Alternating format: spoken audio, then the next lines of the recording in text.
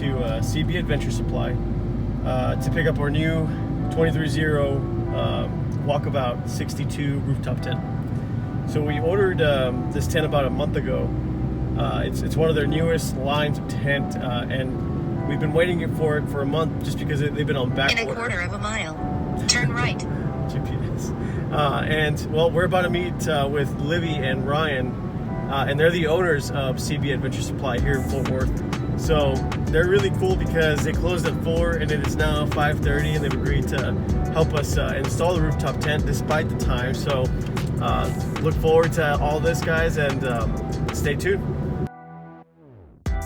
After leaving CB Adventure Supply, it was time to hit the road to Padre Island National Seashore, also known as PINS.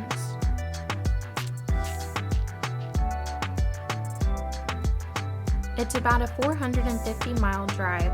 Since our ETA is around 2 a.m. and there are no stores open at that time, we decided it was best to stay at a hotel for the first night and grab our supplies in the morning.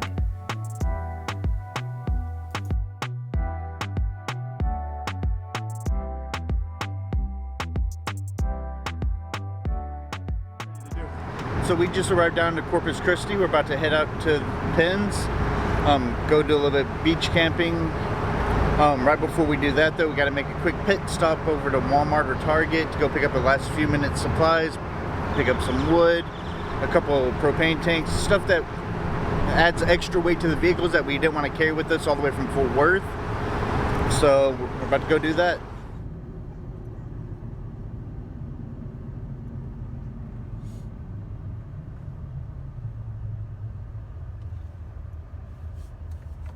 Scoot up a little bit more, a little bit more.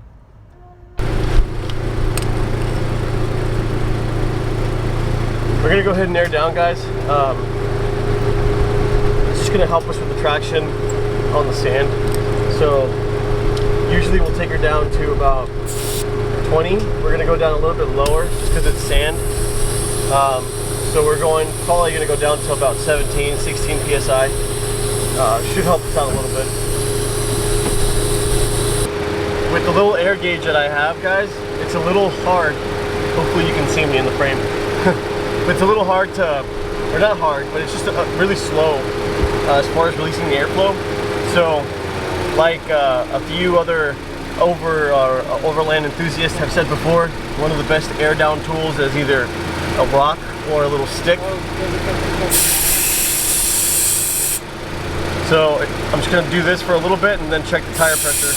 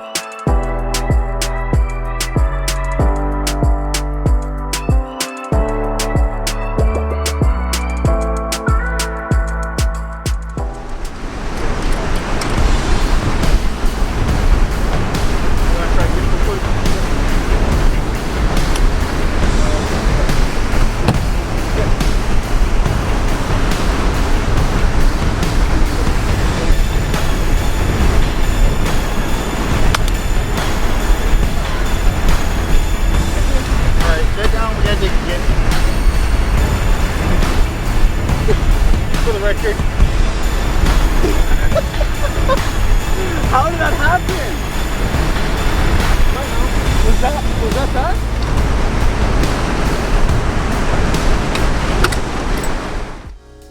So we've taken 3 trips now with this trailer, and I've gotten grease on my shorts 3 times in a row.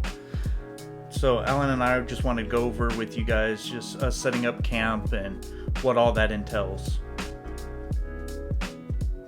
The reason why he keeps getting grease on his shorts is I lubricate the ball hitch where the ball mounts to the receiver, and I do that because if I don't, you'll hear a lot of squeaking, a lot of cracking.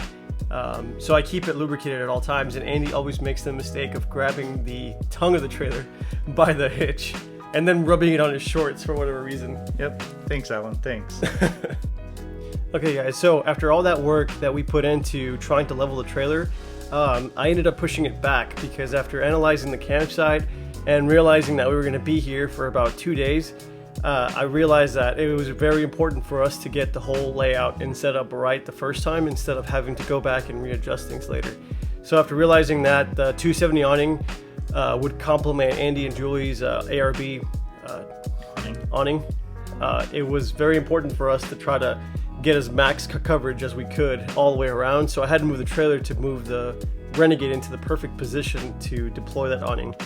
And later I would go back in and readjust the trailer where I wanted it to. So it's very important, and it's really difficult too. A lot of people don't understand how difficult it is to position everything in such a way that it complements the entire layout of everybody's campsite or everybody's setup. So a lot of lessons were learned on this trip, and that was one of them.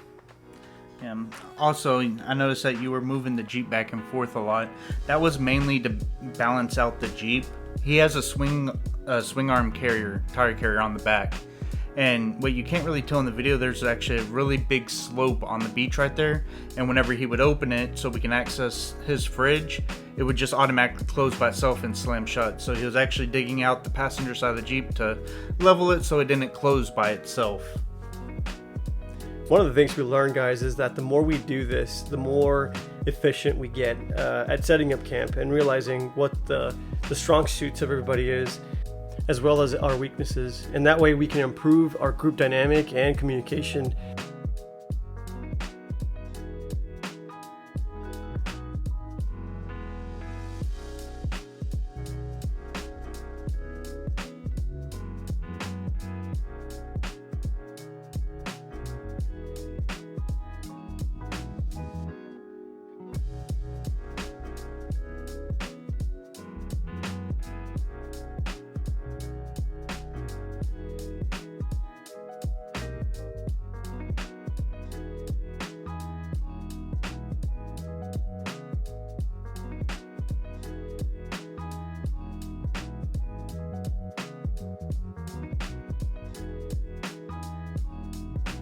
It's always a great feeling once you finally get camp all set up, taking a moment just to look back and just know that all you have to do now is relax.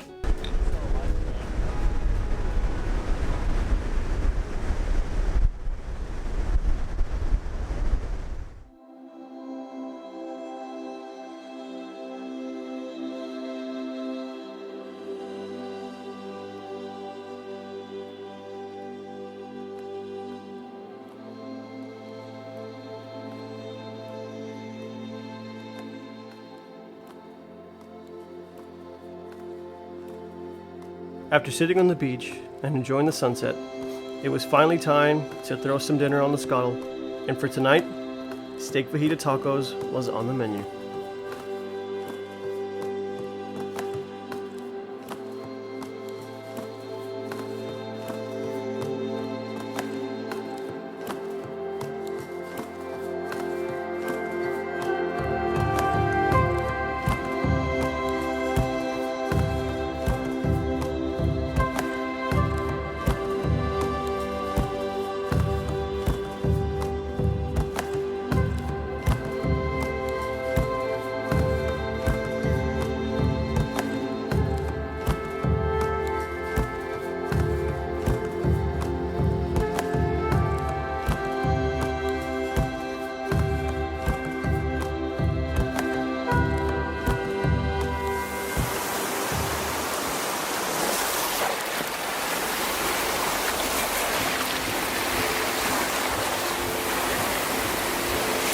the first night in the 23-0 walkabout tent, and it was amazing, guys. Like, that mattress is absolutely so comfortable, so comfortable. I think we slept better in that thing than we did in our hotel room last night, or the night before. So that mattress is great, guys.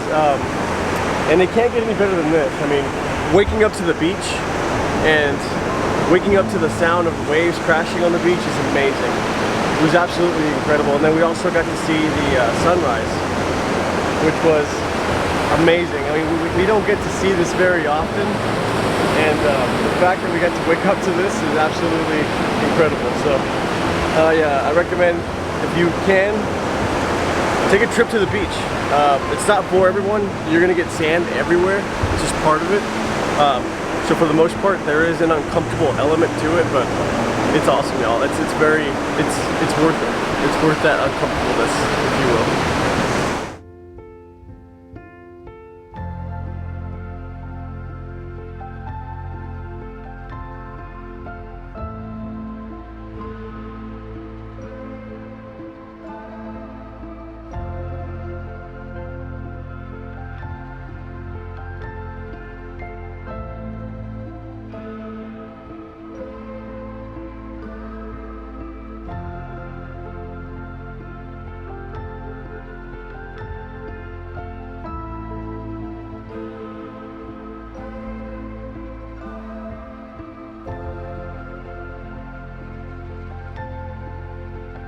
The scuttle has been such a vital and essential part of our kitchen setup.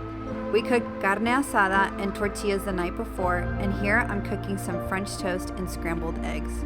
We had a slight wind problem caused by the waves, so having a wind barrier is a must.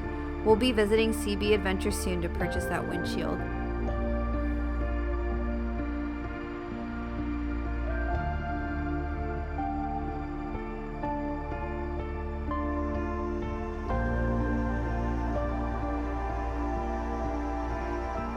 The cleaning of the scuttle was incredibly easy. All we had to do was run a soapy sponge over it, rinse it, and dry with a paper towel.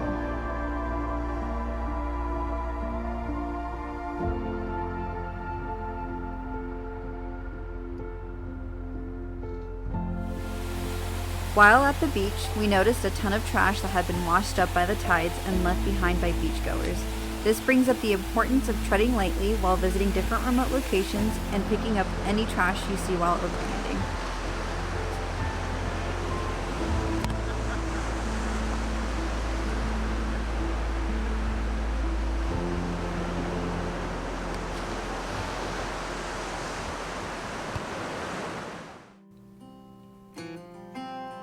Andy and I needed to run an errand and had to drive back to town to get cell reception. We were camped about 25 to 30 miles down the beach, which takes just over an hour to get back to the main gate. By the time we were heading back to camp, the hot summer sun had started drying out the sand, making it like powder. We were so happy to get back and continue enjoying our time at the beach with our friends.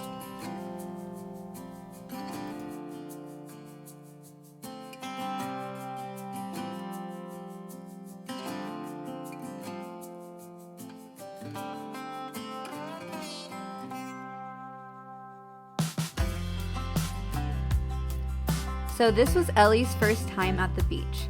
We wanted to see if she would enjoy dipping her feet in the water and running her fingers in the sand. We packed all the sandcastle essentials, and quite frankly, that was her favorite part of being at the beach.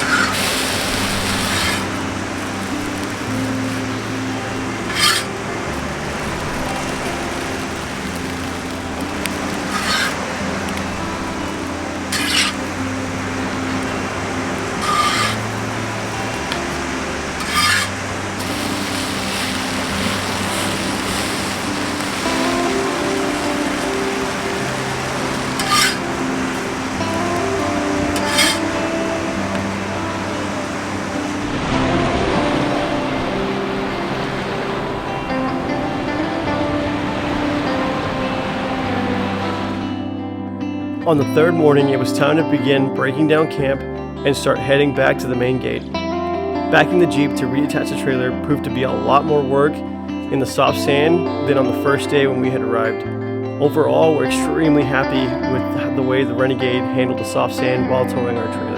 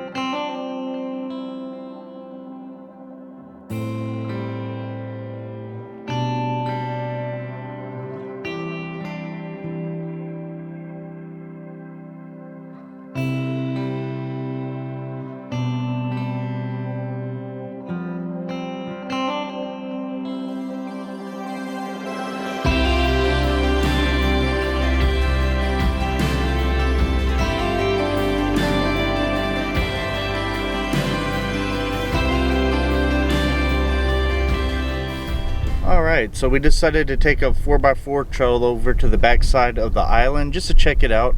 It's called Yarborough Pass. It's relatively easy once you get past a little bit of sand at the beginning, and it takes you actually to the lagoon side of the island, the backside that in between the island and the mainland.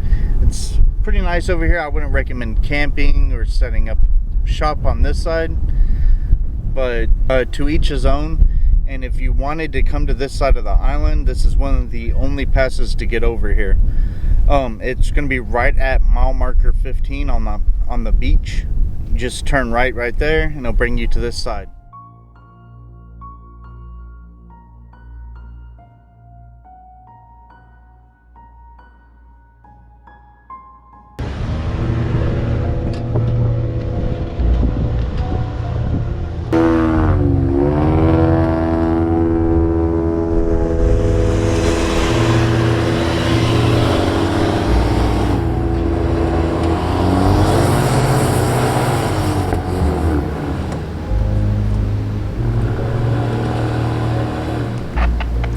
It's important to note whenever you're driving through really soft sand to hold a steady momentum. Even the slightest hesitation can cause you to get stuck, as we found out here. Now, you don't always have to break out your recovery board, your winch. Sometimes the easiest way to get unstuck is just a little push. And then if that doesn't work, then go ahead and break out the winch or the recovery boards.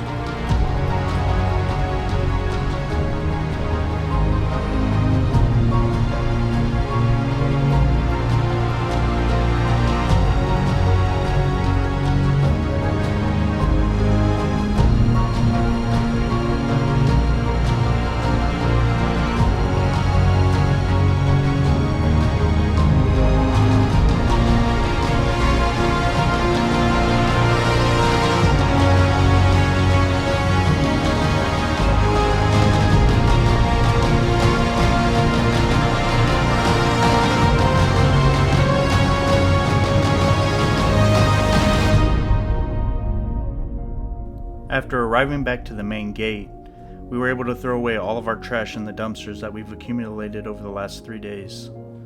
After that, all we had left to do was air up our tires and then head back to DFW. Thank you guys for joining us on our first episode. We hope you enjoyed it. We hope to grow our knowledge more as we continue to travel, and we invite you to join us. Please like, subscribe, and comment on things you would like to see more of as we continue on our exploration journey.